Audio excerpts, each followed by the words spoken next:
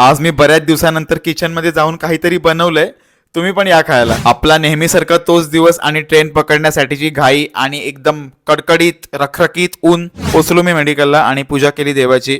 आजकाल मी नाश्ता वगैरे करत नाही, डायरेक्ट 11-11:30ला ब्रंच करतो, म्हणून मी अंड्याची भुर्जी आणि भाकरी खाल्ली. डायटिंग वगैरे काही करत नाही मी, फक्त ओव्हर इटिंग नको व्हायला म्हणून ही नाटकं, बाकी काही नाही. जेवताना पेशंट आला होता, पण एकदा उठलो की मला नंतर जेवण जात नाही. परत हा माल आला, परत मी उठलो, परत बसलो, पुन्हा हा माल आला आणि ह्याच्यामध्ये माझी औषधं. कालच्या मिनी ब्लॉग मध्ये तुम्ही बघितलं मी डोळे चेक करायला गेलो होतो आणि मला डोळे जरा जास्तच मागत पडले. बऱ्याच दिवसानंतर एकमेकांना रोस्ट करून मी माझं काम पूर्ण केलं आणि मॅडमला माझ्या दोन्ही डोळ्यांमध्ये ड्रॉप टाकायला सांगितलं. घरी आल्यावर आई बोलते बरेच दिवस काय बनवलंच नाही, म्हणून डायरेक्ट किचन मध्ये शिरलो आणि चिकन पकोडे बनवले मस्तपैकी. आणि एका बाजूला आईने बाजरीची भाकरी बनवली होती, मग ती गरम करून मस्तपैकी जेवून घेतलं. तुम्ही पण या जेवायला.